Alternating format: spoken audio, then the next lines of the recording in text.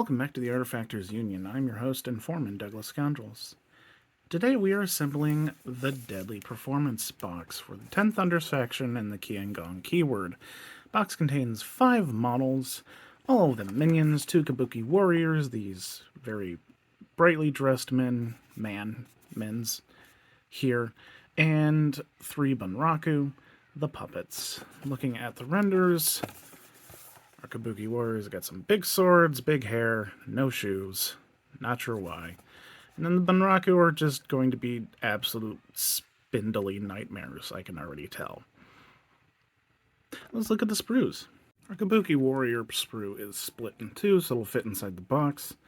Our first one is going to be this, plus this extra leg. I don't think this was connected to any bit on the model. We'll see, of course. And then everything else that isn't this leg is our second Kabuki Warrior, who has, I think, a few more bits. So we'll work on them, but your concern right now is to check and make sure you're not missing anything from the Bunraku. You can see I've got a piece missing right here, which is in this bag, and this piece, which was not in a bag, however, it was still in the box.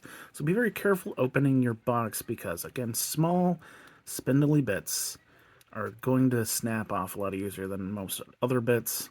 You want to make sure you have everything you need to build the full model, if at all possible. So I'll just keep that guy in mind. But we're going to go ahead and start with our first Kabuki Warrior A. We're going to start with A7 and immediately grab our one lone bit over here, A9, which is going to be the right leg. It's going to slot into right there. And then we'll add A6 to it, which will also glue in part of this connection and cover up that leg. We'll finish off the skirt with A8 and immediately add the sword and belt and sash or whatever, which will go on the front here. After that, I think we can probably do the left arm, followed by the right arm, which is drawing the sword out of the sheath, and then figure out the head once we're done. So let's grab A7 and A9. Okay, we have A7, A9 is just going to fit right in this groove. Feels extremely exposed, but there we go. Fits nice and flush. Now A6 is going to effectively go in here and cover up both legs. It's not quite cover them up, but it's fine. It works. It's where it's supposed to be. Now A6 will complete the skirt. Okay, it had to snap in there a little bit harder than I normally need to do to put pressure on it, but it's a fairly tight fit. Just warning, you might need to put some pressure to get it to go in correctly. Now we can do A2, which is the sword, and it's just going to connect right in this lovely spot on the skirt. And there we go. Don't forget this connection point right here as well. Alright, let's move on to the left arm, which is A5. I don't think it's actually even going to be touching the sheath, or it might be, but it's kind of hovering over it. Regardless, it's at A5. Yeah, just kind of gently resting against it, I guess. Let's do our right arm now. A3, sorry, I forgot what the number was. A3's got a nice peg, and that is going to go right in there. Also, obviously, it will be attached to the end of the sword. Alright, I was able to get to sit perfect, but it looks weird, and it's probably going to be harder for you, and I think it'd be better to put the head on before doing that. So instead, A3 will be our last bit. So for now, let's go ahead and grab A4, which is the majority of the head here. And then we'll also add A1 to it before we attach that to the body, because A1 is, just a part of the hair. Well, actually, that might need to go in front of the body. So we will instead add A4 to the body, and then figure out where A1 goes. A4 is going to attach to this big hole on the back, but you really need to see the front to get a good idea of how it's supposed to fit. Now we can add A1, the extra bit of hair. Sword is kind of in the way for that, so I'll give you an updated assembly order once we're done. But yep, glad I didn't put that on first because it just sort of goes on both sides of the body, and I'm not sure how I'd be able to fit it on there if I attached it first. But now we've got a clear hole for the right arm So let's attach that. It goes into the socket just fine, but you're going to be spending most of your time trying to get the handle aligned with the blade of the sword. But mine looks good. No more bits. Let's put them on a base. Kabuki Warrior, number 1, is done. We're going to call him Oni. Hardest part was figuring out the right arm, the hair, and the order of that. So, new order, pretty much do everything up until the point you attach the sash/sword to his waist. We don't do that. Instead, we add the head and then the extra bit of hair, and then you do that, and you can do the left arm or the right arm after that, regardless. They're not going to interfere with each other. Other than the order, is pretty fine. Let's move on. Second Kabuki Warrior has an extra couple of bits, and I've got kind of a weird order that I think the assembly is going to go. Anyways, we're going to grab this, which is the back part of the skirt, and it has a nice tooth on the inside of it right there, which is going to connect to, I believe, this leg. Yep, that leg. And then we'll attach it to this sort of upper part of the skirt, the waist, and then we'll grab the other part of the skirt and attach the other leg to it, because that one also has a nice tooth for said leg. And then we'll attach it to this piece as well as this piece at the same time. Then we'll do the ribbon, and we're done with the lower half of the body. We'll go ahead and grab the back part of the torso, add it to the front part of the torso. Where is that? Sorry, I got them mixed around. This is the back part of the torso, and this is the front part of the torso. We'll go ahead and add the hair to that, because the head is attached to this piece. Then all we have left are the arms. We'll go ahead and do the right arm and the left arm. I think that's it. So, let's start by clipping out B5 and then B10. B5 plus B10, make sure you push the bottom in as far as possible so it's actually flush with the bit. Now, let's grab B3. Actually, B3 is not going to work. We need to attach the other part of the skirt and the leg first to this one. Let's grab B1 and then add B8 to it. There's B1, B8 is going to glue right in there. I will admit that looks real weird, but he's lunging. Seams are good. Now we'll just stack this with our previous two bits. Make sure to get glue on basically all of this connection point, because it's all going to attach. There we are. Let's take a look inside. Seams all look fine. Now we'll just top this off with B3. This takes a little bit of force and it fits on there nice and snug. Okay, let's look at what we have left. The last bit of the lower half is going to be B9, which will be on the front of the skirt.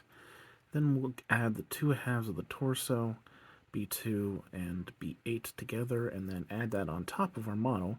We'll then put the hair on, B4, and then B7 the left arm, B11 the right arm. Yeah, B7's actually a right arm though, my bad. Let's add that ribbon. My guy, you're going to trip on that thing. That's dangerous. Right, torso. Let's grab a B8 and add B2. Okay, that's what they look like. Just make sure your seams are good. And that bottom connection point is nice. Oh, let's drop it. And now we'll add it to our leggies. There we go, attached. Now let's grab B4 the hair and add to the back of the head. Okay, hair went on, seam is fine. Now we'll do the right arm, which is holding the sword B7. Okay, can barely tell where the seams are sometimes. How much flowy crap is going on with this model. But that is good. Now we just have B11, the left arm. Just going to attach to the shoulder and then the bottom of the right hand. We'll just kind of slot it into both those situations very easily, so yeah, all done. Base him. Our second Kabuki Warrior is done. We're going to name him Momotaro. Hardest part was probably the figuring out the legs and the skirt and the order of assembly on those, so it'd be easier for you to do than I did. But oh yeah, overall easier than the first one. Noticeably easier, so this should be fine now. Now we can get started on the rough part, the Bunraku. Okay, these guys. We're going to be very careful with the bits and hopefully not break any of them, although it looks like one of the swords is already starting to bust here. Effectively, what I'm going to do is start with the most solid connections first, and then we'll finish it off with the things that have the tiniest connection points, so it's less likely for us to knock those out of place in the process of assembling. So for our first Bunraku, we'll take the body. Are these labeled? No, they're not. Joy. Take the body. We'll add the arm that we got in the bag, because there's a nice hole there. That will attach it to this sleeve. Then we'll add the hair and the face together, and we'll plop that on the body. Right there. And then we can do the legs, which have really small connection points. And once they're done, put them on a base. After they've had plenty of time to cure. Otherwise, heck, gravity might knock them off of their legs. Okay, so again, let's be very cautious. Grab this piece first, and then the one that I got in a bag, which would be right here if you didn't, because yours didn't come with a bag, in a bag. Right, here's our body. Our arm is going to just go right there, where an arm would normally go. Okay, now just make sure you don't snag those swords on anything. We're going to go and set them down, and then we will grab the two pieces of the head, hair first, and then the mask. Hair and mask. Now let's just plop this on our body. There we go. Again, do everything very gently so you don't knock that arm out of place or tear off a sword. Now we can work on the legs. The connection point on our legs has this little groove, which will connect to the sort of outcrop jutting thing of the plastic here on the bottom, and this one over here. So that's where they're going to go. As far as which one is which, this is our right leg, and this is our left leg. Okay, there's the right leg. Take a good look at how it sits on the model. It's actually pretty nice and flush. Now let's do the left leg. Okay, this one is a little less certain on, and also it's obviously slightly more difficult with the other leg there as well as the arm. I think probably should have done the left leg first, followed by the right leg. And also, a good pair of tweezers will save your life here. So he's all done. Let's get him on a base. I seem to have lost this clip, so I'm re-recording it. But we are done with our first Bunraku. We're going to name this one Inu. And the difficulty really was in getting that left leg in there, but you could probably do it first before the right leg, which should save you time. Now, he's offset on the base because the big concern is snagging those swords with something, because they are just, one, they're thin, and they're connected to thin bits that are thinly connected to the model. And something's going to snap if you snag them. So if you put it over the base, you're less likely to accidentally do that. But yeah, let's move on. Our second Bunraku. We'll grab the body, add the front of the torso, the head, the hair. We'll do both of the legs. I think this is our left leg, this is our right leg. And then do both of the arms. After that, our right arm, our left arm. Be very cautious cutting these out. I should have said that the first time around. Just be very careful. I'll show you the technique again, and how to have a better chance of not breaking them. Right, still, these two bits first. And a 1, and a 2. Now let's do the mask. Goes on just fine. Now, let's do the hair on the back. Okay, that slid in just fine. Now we can work on our legs. You can see 2 different holes, one for each of the legs. Left leg will be over here. Right leg will be there. And those are going to correspond to Our left leg being, I think, this one, and our right leg this one. I'll let you know if I'm wrong. I am wrong. Left leg, right leg. There's our left leg. Goes right along the side of the tail of the shirt thing it's wearing. And now we can do our right leg. He is in an absolutely weird as hell lunge.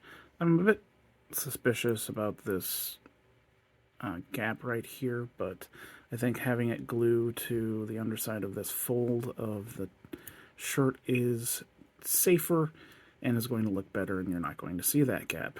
But yeah, he's just in one weird lunge. Let's do the arms now. Okay, so how do we cut out these thin bits with a less likelihood of breaking them? You would actually put a little bit of pressure against where it's connected to the sprue. So with my thumb, I'm just gently pressing against it, and that seems to relieve a good amount of the stress. And you can also, if you possibly can, grab it with your thumb and forefinger too, and you'll guarantee that it's not going to go flying. But there is our left arm. And before we do that, I'm going to actually glue him to the base, just because the render shows that the swords are supposed to be parallel to the ground. My bad. And it's going to be really hard to tell just because his lunge is so strange. So we'll glue him to the base, and then we'll add the arms. There we go. Now add our left arm. All right, there we go. That looks good. You want to make sure that the arm is not not shifted too far that way. Should be a continuation of where the arm would be underneath this sleeve. Yeah, I need to probably glue that a little bit more and let it cure for a little while before we do the last arm. Okay, there's our right arm. It took me a long time of just holding it up with my knife so that it would cure enough that it wouldn't immediately sink, because it's such a small connection point that gravity is forcing it to fall out of place. But he's done. He's already on base, I guess. Let's do a review. Bunraku number 2 is done. We're going to call this one Saru. The arms. Big pain. Hard to keep, in the right position because the glue and the weight and them getting just sort of easing out of place due to frickin' gravity. Not great, not fun. Best of luck with that. Everything else was relatively okay, I think.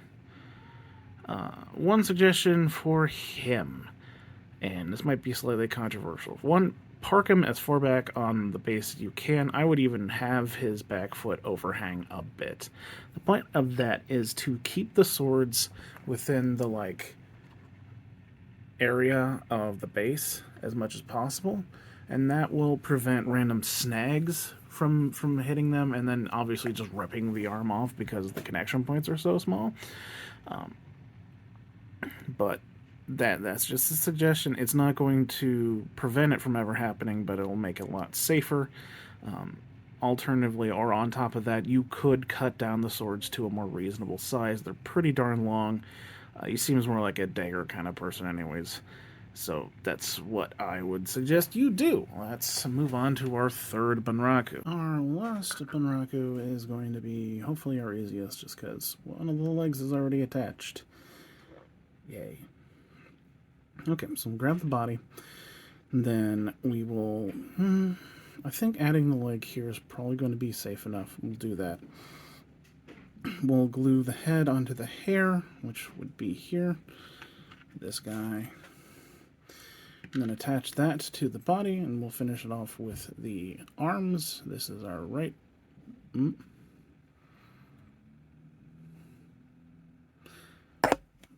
Sometimes it's hard to see detail behind the camera. This is our left arm, and this is our right arm. So let's grab this guy, and then the leg. There's the body. Our leg is going to go right there.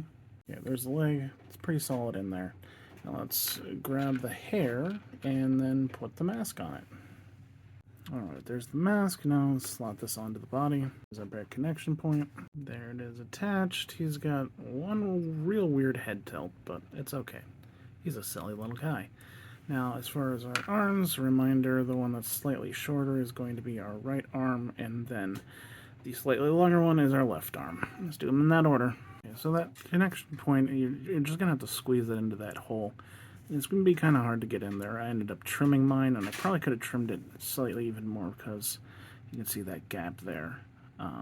But it's a very solid connection point at least, so the only thing you're going to need to worry about with this is snapping that sword off. Okay, let's do our left arm now. It was kind enough to have a notch instead of a flat surface to connect to, so it's more solid than I was expecting it to be. So this is probably the easiest assembly out of the three of them. Let's get on a base. We're done with the box. Bunraku number 3 is done. We're going to call this one Kiji. Hardest part was the right arm, getting that jammed into the hole in the sleeve. Again, trimming it down and dry fitting it will be best. I parked him as far back on the base as I could. We still have a bit of overhang with that sword. I honestly, I'd kind of suggest just cutting that down to a smaller size. You can do the other one to make it even, just to prevent it snagging and then getting ripped off. Okay, let's look at the whole box. The Deadly Performance box is done. We have 2 Kabuki Warriors and 3 Bunraku. And yeah, pretty much the majority of the difficulty is on the Bunraku, and that's just dealing with how small they are, how thin their limbs are, and how hard it is to get those connection points to stay put. Kabuki Warriors did have some difficulty, but the majority of that was in just figuring out the order of how things were supposed to go together. But yeah, really just watch out for the swords, be very, very careful, and you should have some lovely, at least for a little bit, have some lovely puppet boys before something snaps. I worry about those guys a lot. But anyways, that's it for them. Glad I got this box done, because I feel like people would need help for it. But I have been your foreman, Douglas Scoundrels, helping you build a better Malifaux. Have a good night.